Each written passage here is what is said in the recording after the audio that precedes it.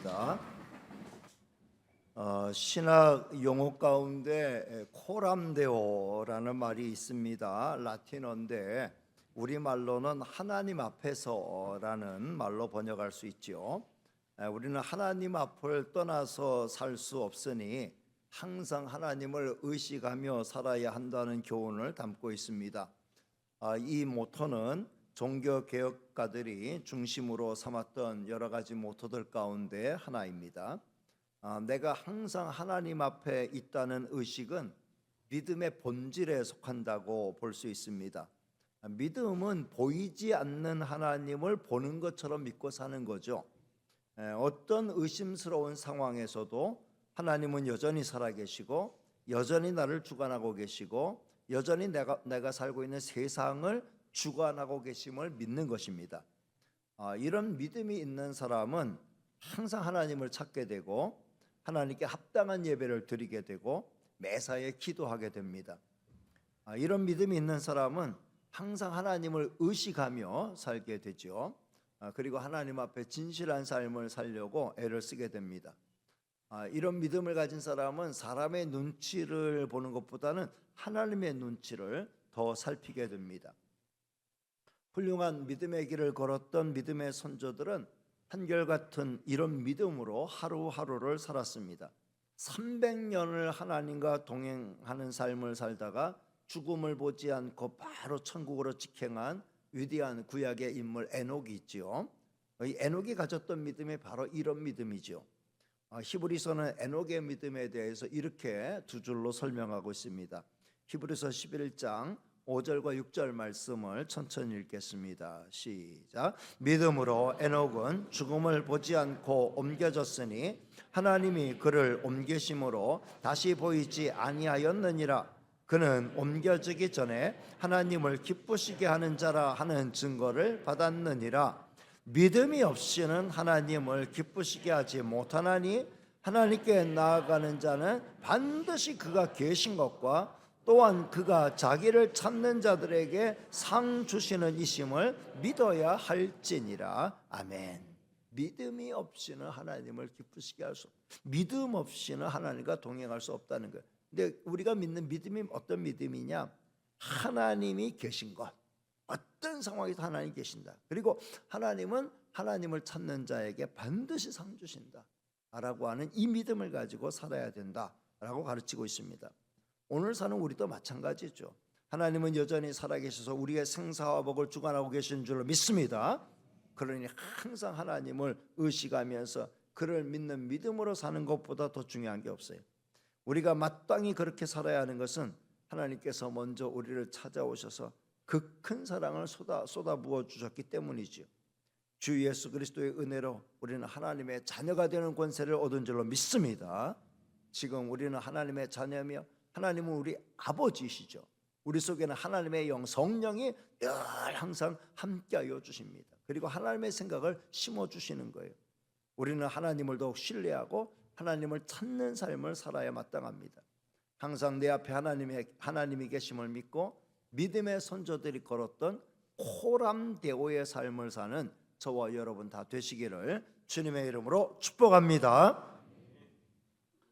예수님 당시 백성의 지도자로 나서는 사람들에 대해서 많은 답답함을 느끼셨어요. 영적인 지도자를 자청하는 자들 가운데 하나님의 아들 메시아 예수 그리스도가 이 땅에 오셨는데 그걸 알아보는 사람이 한 사람도 없었어요. 유대교 관원들 가운데는 니고데모 정도가 알아보았을 뿐 다른 사람들은 전혀 알아보지 못했습니다. 그리고 깊이 알아보려고 하지도 않았어요. 나사렛에서 무슨 선한 게 나올 수 있겠느냐는 것이 저들의 공식 입장이었습니다. 선지자들 가운데는 세례 요한 정도가 알아보았을 뿐입니다. 그러나 사람들은 선지자 세례 요한의 말을 깊이 새겨듣지 않았습니다. 저들의 편견이 저들의 생각을 지배했기 때문이죠. 사두개인들은 종교 정치를 하는 사람들로서 더욱 예수님에 대해서 깜깜했습니다. 저들의 관심은 오직 자기들이 가지고 있는 권리, 이권 이걸 조금이라도 빼앗기지 않는 거죠. 저들은 성전 장사를 통해서 막대한 부를 추구하는 그 주체들이었어요. 저들은 예수님이 점점 더 세상에서 인기를 얻어가는 것, 그리고 성전을 찾아와서 성전을 청결케 하는 작업한 게 영 못마땅했던 거죠. 예수님은 제자들에게 이런 자들을 조심해야 한다는 의미에서 삼가 바리새인과 사두개인들의 누룩을 주의하라 라고 제자들에게 말씀하셨어요. 마가복음의 기록은 바리새인과 헤롯의 누룩을 주의하라 라고 되어 있습니다. 이 말씀은 같은 의미의 말씀이에요. 왜냐하면 사두개인이나 헤롯이나 알량한 세상 권력에 눈이 먼 자들이기는 모두 마찬가지였기 때문이죠. 여기 예수님이 말씀하신 누룩은 두 가지 상반된 의미가 있습니다. 먼저 긍정적인 의미에서 누룩은 확장성, 쉽게 말하면 하나님의 나라, 복음의 확장성을 상징하는 의미가 있지요. 하나님의 나라는 누룩과 같아서 아주 적은 양만 가지고도 가루 서말의 반죽을 부풀게 하는 것처럼 복음의 능력이 이와 같다고 말씀하셨어요. 복음은 한 사람을 변화시키고 한 가정을 변화시키고 한 민족을 변화시키고 온 세상을 변화시킨다는 거죠. 지금도 복음은 이런 능력으로 세상을 변화와 변혁으로 이끌고 있는 줄로 믿습니다. 누룩의 부정적인 의미는 또한 누룩의 확장성과 연관이 되어 있는데 죄의 성질이 이와 같다는 거죠.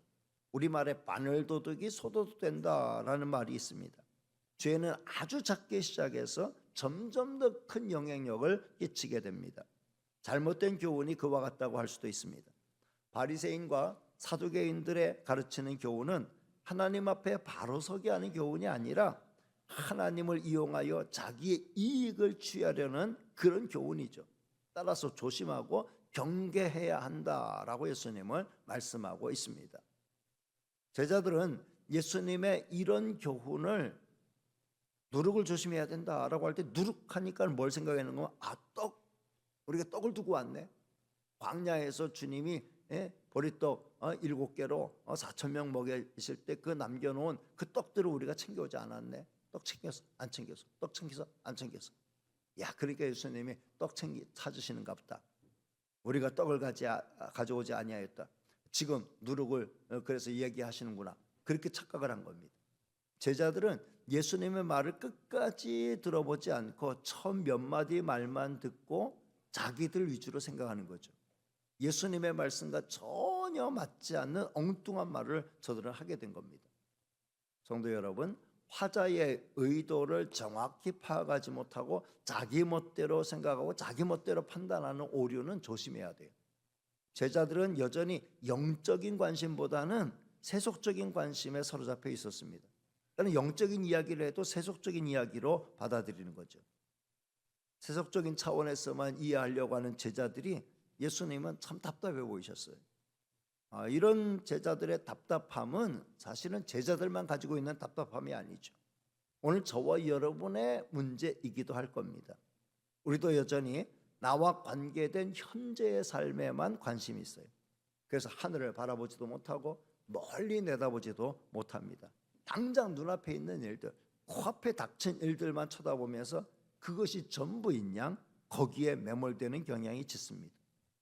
예수님은 이런 제자들의 답답함을 깨우치셨죠.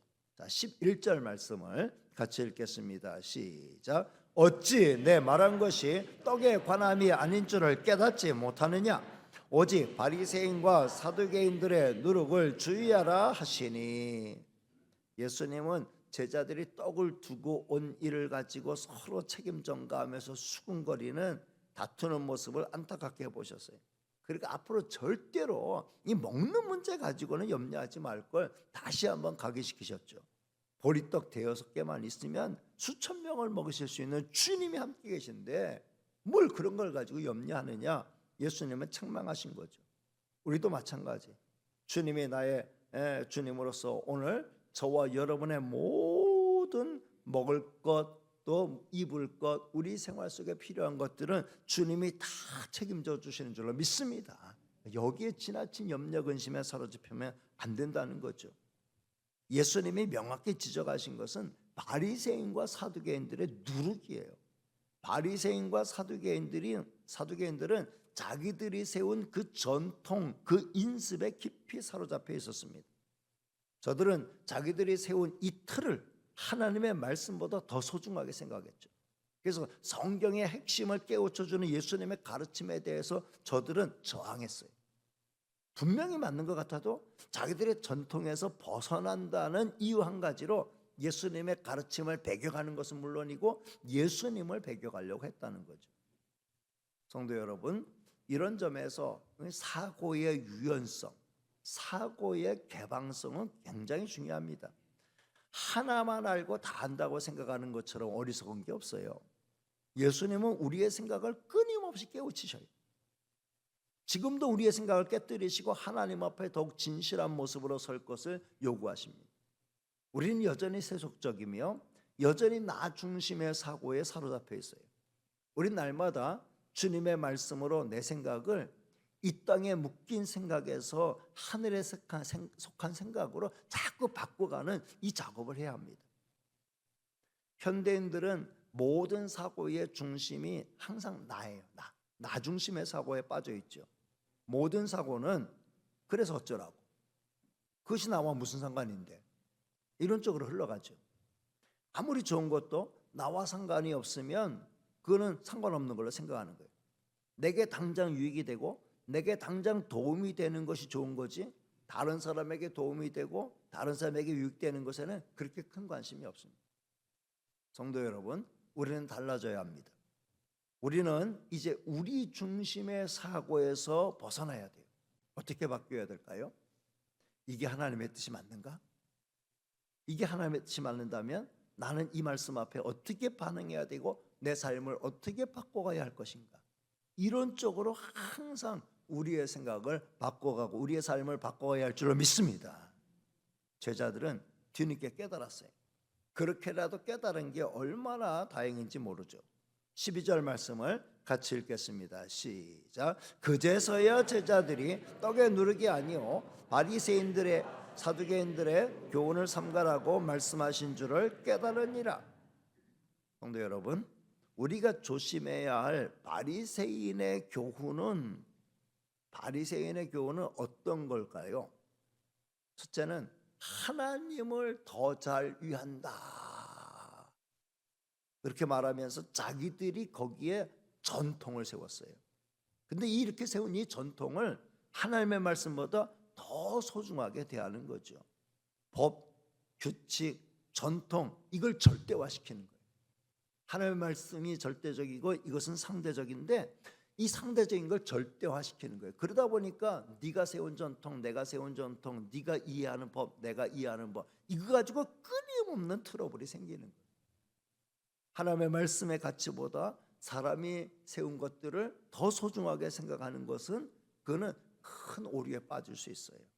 항상 개혁주의의 정신은 하나님의 말씀에 의해서 고칠 것은 계속 고쳐가야 된다, 개혁해 가야 된다, 이 정신을 잃어버리면 안 되는 건데 이 바리새인들은 자기들이 세운 그 전통에 완전히 고착화되어 버린 거죠. 두 번째는 그 전통을 자기들만 열심히 잘 따르면 되는데 이 전통을 가지고 다른 사람 잡는 거예요. 이 전통 따르지 않는 사람들은 다 잘못된 사람들이다. 하나님의 말씀이 기준이 아니고 자기들이 세운 전통이 기준이고 자기들이 세운 법이 기준이에요. 그래서 그걸 가지고 다 사로잡으려고 하는 거죠. 자기들은 겉다르고 속다른 태도로 하나님의 말씀을 대하는 이중적인 태도를 가지고 있으면서 다른 사람을 대할 때는 아주 완전히 그걸로 그 사람을 갖다가 완전히 지배하려고 하는 그 자세로 이들은 나갔다는 거죠. 세 번째, 저들은 결국 하나님을 위한답시고 하면서 자기들을 위하는 이기주의자들이었어요. 철저히 자기 인기, 자기의 위신, 자기가 존중받고 자기가 인정받고 자기가 드러나고 자기가 나타나야 되고 자기가 가장 우월한 사람으로 존중받는 그래서 그걸 이용해서 자기의 이권을 챙기려고 하는 게 이들의 목적이었다라는 거죠. 그렇다면 우리가 조심해야 될 사두개인들의 교훈, 사두개인들의 누룩을 주의하라 할 때 사두개인들의 조심해야 될 그 교훈은 어떤 걸까요? 사두개인들은 철저한 현실주의자들이에요. 사독의 후예들인데 이 사람들은 제사장의 무리들이거든요. 제사장의 그룹인데 이 제사장의 그룹이 카르텔을 형성한 거예요.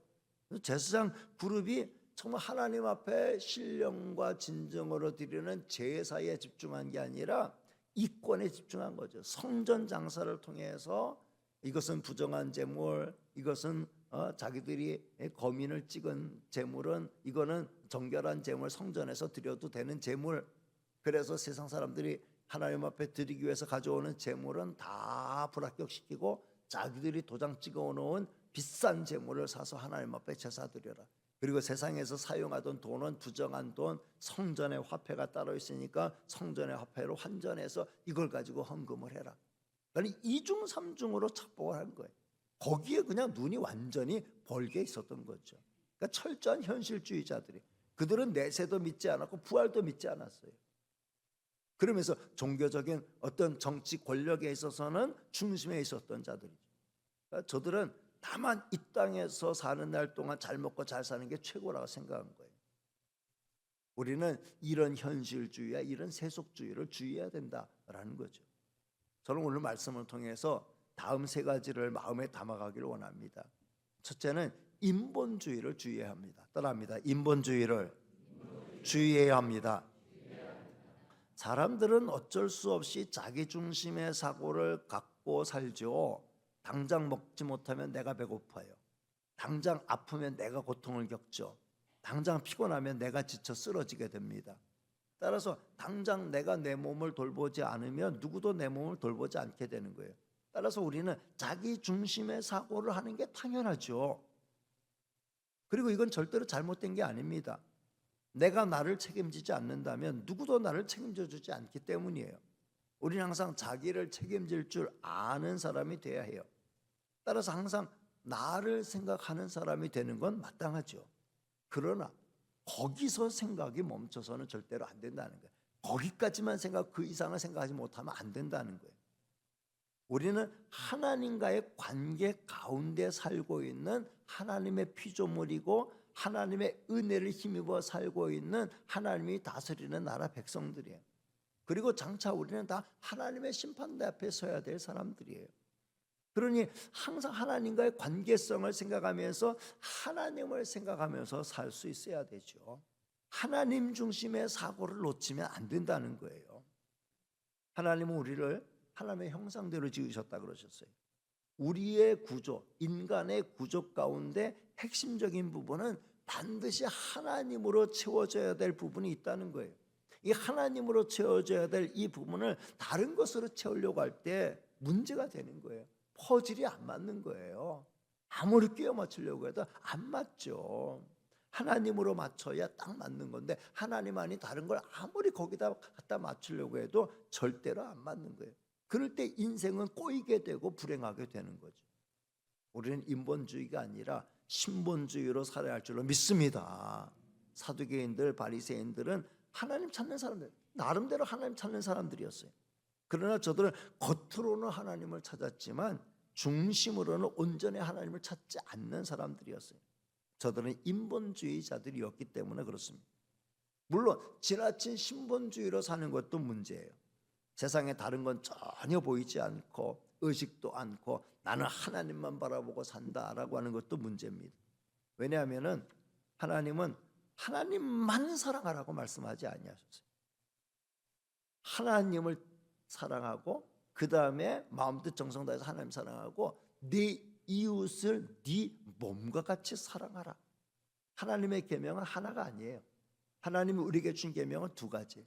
하나님을 네 마음 뜻 정성 다해서 사랑하라는 것과 네 이웃을 네 몸처럼 사랑하는 거예요. 그러니까 하나님만 사랑하겠습니다. 오로지 하나님만 높이겠습니다 하면서 내 주변을 돌보지 않고 내 이웃을 사랑하지 않는 건 하나님 사랑하지 않는 거라고 성경은 그렇게 설명해 주셨잖아요. 하나님을 사랑하는 사람은 반드시 이웃을 자기 몸처럼 사랑하며 살아가야 할 줄로 믿습니다. 하나님을 진실하게 찾는 사람은 다른 사람도 매우 소중하게 생각하고 하나님의 사랑으로 그들을 사랑하게 되는 거예요. 사두개인이나 헤롯 당은 완전히 인본주의에 사로잡혀 있었던 사람이에요. 저들에게는 내세나 하나님의 심판은 고려의 대상이 아니었고 자기 위주의 삶을 살았기 때문에 다른 사람을 향한 배려와 사랑은 실종되어 있었다는 거예요. 이걸 우리는 주의하고 따라가면 안 된다는 거예요. 두 번째는 외식과 가식을 주의해야 합니다. 따라합니다. 외식과 가식을 주의해야 합니다. 저들은 하나님의 눈치보다는 사람의 눈치에 민감하게 반응했어요. 많은 사람이 보는 앞에서는 대단히 경건한 척했죠. 사거리 어귀에 서가지고 하늘을 향하여서 기도 시간 됐다고 기도하는 그 폼이란 정말 아주 경건하고 거룩하게 보이는 그런 폼이었어요. 그러나 그렇지 않은 경우는 자기 멋대로 살았어요. 그래서 예수님은 저들을 향해 매우 신랄한 비판을 서슴없이 날리셨죠. 저들을 향한 예수님의 비판은 독설에 가까웠어요. 너희는 회칠한 무덤과 같다 그랬어요. 회칠한 무덤은 뭐예요? 그 속에 시신이 썩어져 가는데 그것이 허옇게 칠을 해놔가지고 그 벽을 허옇게 칠해가지고 이게 무덤인지 아닌지 그냥 멋진 어떤 거룩한 건물인 것처럼 정말 깨끗한 건물인 것처럼 그렇게 포장을 하는 거예요. 겉으로 볼 때는 참 깨끗하고 우람하고 멋있다. 근데 그 속은 뭡니까? 시신이 썩어져 가고 있는. 너희는 회칠한 무덤과 같다는 건 뭐예요?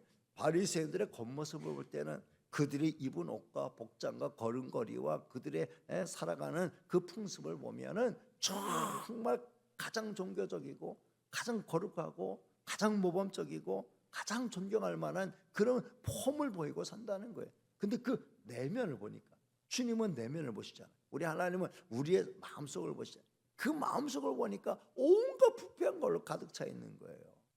온갖 썩어가는 걸로 가득 차 있는 거예요. 썩은 냄새가 막 풍기는 거예요.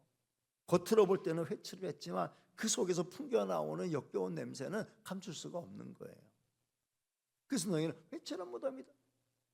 또는 평토장한 무덤과 같다. 그냥 땅바닥에 그냥 무덤을 삼았기 때문에 그 위를 지나다니는 사람은 그 밑이 무덤인지 아닌지 시신이 썩어가는지 안 썩어가는지 모르는 거예요. 그냥 길인 줄 알고 그냥 평범한 길인 줄 알고 다니는 거예요. 근데 그 바닥은 썩어가고 있다는 거죠. 겉으로 볼 때는 멀쩡해. 근데 그 속은 온갖 부패한 걸로 가득 차 있는 것. 그것이 바리새인들, 사두개인들의 삶의 모습이라는 거예요. 저들은 자기들의 의로움을 드러내기 위해서 조금이라도 자기들의 계율에서 벗어난 자들은 서슴없이 비판했어요. 저들은 정죄와 비판과 비난이 일상이 되는 삶을 살았습니다. 저들은 심지어 예수님마저도 비판의 대상으로 삼았어요. 예수님을 대하는 저들의 태도에서 저들의 모든 걸 알 수 있죠. 저들은 저들을 덮고 있는 어둠이 너무 짙었기에 절대로 자기들의 실상을 볼 수가 없었습니다. 성도 여러분, 우리는 하나님 앞에 외식과 가식의 탈을 벗어버려야 할 줄로 믿습니다. 하나님 우리의 겉모습을 보는 게 아니고 우리의 중심을 보시기 때문에 그래요. 항상 하나님 앞에 내 있는 모습 그대로, 내 모습 그대로 순교하시 드러내면서 하나님이 나를 치료해 주옵소서, 하나님 나를 변화시켜 주옵소서, 하나님 나를 고쳐 주옵소서. 나는 하나님 앞에 이런 사람입니다. 죄인입니다. 불쌍해 주옵소서. 세리처럼 바리새인은 나는 의롭습니다. 하나님 앞에 기도할 때 세리는 나는 죄인입니다 라고 하면서 고개를 숙였던 이 자세로 하나님 앞에 서야 할 줄로 믿습니다. 이게 바로 코람데오의 삶이에요. 하나님 앞에서 나를 비춰보고 하나님 앞에서 나를 살피는 삶, 중심을 살피시는 하나님 앞에 내 중심을 보이면서 하나님 앞에 내 중심이 바로 설 수 있기를 위해서, 그래서 겉과 속이 따로 돌아가는 사람이 아니라 겉과 속이 일치한 사람으로 살아가는 저와 여러분 다 되시기를 주님의 이름으로 축복합니다. 마지막 세 번째는 세속주의를 주의해야 합니다. 따라합니다. 세속주의를 주의해야 합니다. 우리는 꿈과 이상 그리고 천상을 생각하며 살아야 해요. 물론 현실을 무시하면 안 돼요. 지금 우리는 천상에서 살고 있는 건 아니죠. 우리가 발딛고 있는 건 지상이에요. 따라서 우리는 현실을 직시할 줄 알아야 합니다.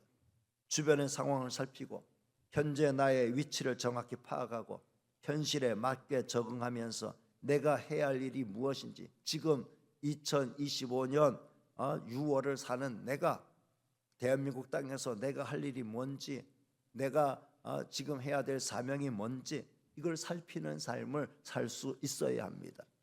그러나 성도 여러분, 우리는 하늘의 시민권을 갖고 사는 하나님의 나라 백성인 줄은 꼭 기억하시길 바랍니다. 이 정체성을 잃어버리면 안 되는 거예요. 이거 현실 도피와 다른 거예요. 현실 도피는 뭡니까? 현실이 너무 나랑 안 맞으니까, 현실이 너무 싫으니까 일부러 무조건 잊고 싶어서 현실을 피하려고 하는 거죠. 세상 너무 썩었어. 세상 너무 소망이 없어. 그래서 그냥 세상 등지고 저 숲속으로 산속으로 들어가고 광야 한가운데로 나가는 거. 또는 이 세상 지금 내가 겪고 있는 현실이 너무 나를 피곤하게 하니까 이 현실 잊기 위해서 부어라 마셔라, 그냥 취하지 않고 내가 못 살겠다, 술을 찾거나, 또는 어떤 마약의 종류를 선택해 가지고, 그래서 이 현실의 스트레스를 이런 걸로 잊어버리자, 환각 속에서 잊어버리고 살자. 이 현실 도피예요. 그런데 우리가 하늘을 바라보며 살자라고 하는 것은 현실 도피하는 그런 의미에서의 현실 도피주의자로 살자는 의미가 아니에요. 우리가 하늘을 찾는 이유는 그런 이유 때문이 아닙니다. 우리에게는 아주 확실하게 약속된 미래의 약속이 있는 줄로 믿습니다. 이 약속, 이 소망은 우리를 헛된 꿈으로 인도하는 게, 황된 꿈으로 인도하는 게 아니에요. 하나님이 우리에게 주신 것이고 하나님이 친히 약속하신 것이기 때문에 하나님의 뜻 안에서 반드시 우리에게 성취되고 반드시 우리에게 찾아올 미래인 줄로 믿습니다. 그걸, 그 약속을 믿고 그 미래를 믿고 그 희망을 믿고 나가는 거예요. 현실이 그 이상과 우리가 바라보는 미래와는 거리가 멀어진다고 해도 우리가 하나님께서 내게 주신 그 소망을 흐트릴 필요가 없다는 거죠. 세상이 혼돈스러울수록 우리를 향한 하나님의 약속은 더 선명하게 드러나는 거예요. 우리는 그걸 바라보고 이 땅에서 남은 생을 살아가는 거죠. 남은 생을 살아가는 것은 그 이유가 뭡니까? 이 땅에서 더 많이 즐기고 이 땅에서 더 많이 누리기 위해서가 아니에요. 우리의 남은 생을 살아가는 이유는 뭡니까? 우리에게는 영원한 영광의 미래가 보장되어 있지만 남은 생을 살아야 되는 이유는 이 땅에서 우리에게 해야 할 일이 있다라는 거예요. 하나님의 자녀로서 우리에게 해야 할 일이 있다라는 거죠. 영생을 얻은 자로서 하나님의 자녀로서 이 땅을 살아야 될 존재 이유가 있다는 거예요. 그 이유는 뭡니까? 하늘의 이치를 깨닫고 하늘의 소망을 가지고 정말 주님이 약속하신 영원한 생명과 영원한 나라를 바라보고 사는 사람으로서 이 은혜를 깨닫지 못하고 살아가는 어둠에 속하여 있는 혼돈 속에 있는 헤매고 있는 이 땅에 가련한 영혼들을, 목자 없는 양들을 찾아서 저들을 주님께로 인도하라는 하나님의 뜻이 남겨져 있는 것인 줄로 믿습니다. 이 사명 때문에 살고 있는 거예요. 이 땅이 좋아서, 이 땅이 우리에게 궁극적인 희망을 주고 이 땅에서 얻을 수 있는 모든 걸 다 얻을 수 있기 때문에 나에게는 미래 따위는 필요 없고 하나님의 나라 따위는 꿈과 이상이고 그런 건 다 개꿈이고 필요 없고 나는 그냥 이 땅에서 이 땅을 천국으로 만들고 이 땅에서 나는 그냥 엔조이 하다가 그냥 이 땅에서 온갖 것 누리다가 내가 이룰 수 있는 꿈 다 이루다가 그 다음에 죽은 다음에 어떻게 된 상관없어. 그런 주의가 아니라는 거예요. 우리의 궁극적인 미래는 영원한 하나님이 약속하신 영광의 미래 속에 있는 것인 줄로 믿습니다. 그건 꿈이 아니에요. 그냥 헛된 꿈이 아니에요. 하나님이 분명히 약속한 거기 때문에 우리는 그걸 아주 믿음의 눈으로 바라보면서 이 땅에서는 참 하나님의 뜻이 이루어지기 위해서, 이 땅에 하나님의 나라가 성취되기 위해서 수많은 영혼들이 하나님께로 돌아올 그 나라를 바라보면서 그 영광의 미래를 바라보면서 우리는 힘있게 달려가는 것인 줄로 믿습니다. 짐승처럼 이 땅만 쳐다보고 땅에 코박고 사는 사람들이 아니에요. 항상 하늘을 생각하고 하나님을 생각하고 영원한 나라를 생각하고 영원한 미래를 생각하면서 이 땅을 사는 날 동안 하나님께 합당한 예배 드리고 날마다 하나님 의지하고 하나님께 기도하고 하나님의 약속 붙들고 나가는 거죠. 성령의 은혜와 능력을 의지하여서 날마다 성령의 열매를 맺는 거룩한 삶의 본을 보이고 세상에 빛이 되고 소금 되는 삶을 살면서 가련한 영혼들을 찾아가서 그리스도의 은혜와 사랑을 베풀어 주고 저들의 영혼을 주님께로 인도하기 위해서 우리는 끊임없이 노력하는 삶을 살아가는 것입니다. 성도 여러분, 이 시대는 여전히 바리새인과 사두개인의 논리를 가지고 사람들을 미혹해요. 미래를 포기하게 만들고 현재만 생각하게 만듭니다. 하늘의 가치를 버리고 땅의 가치만 쫓게 만듭니다. 우리는 이럴 때 하나님을 더욱 생각하고 하나님의 나라의 가치를 더 소중히 받들고 거기에 목숨 건 삶을 살아야 할 줄로 믿습니다. 그럴 때 우리는 세상에 빛이 될 수 있고 소금이 될 수 있고 저들을 생명의 길로 인도하는 인도자가 될 수 있는 줄로 믿습니다. 성령께서는 우리가 그렇게 살 수 있도록 오늘도 도우시고 앞으로도 계속해서 도우실 줄로 믿습니다. 성령의 은혜와 능력을 힘입어 이런 멋진 삶을 살아가는 저와 여러분 다 되시기를 주님의 이름으로 축복합니다. 기도하겠습니다. 은혜로우시고 사랑 많으신 하나님 감사합니다. 오늘도 저희들을 사랑해 주시고 우리가 이 땅에서 어떤 가치를 추구하며 살아야 될 것인가 다시 한번 깨우쳐 주시니 감사합니다.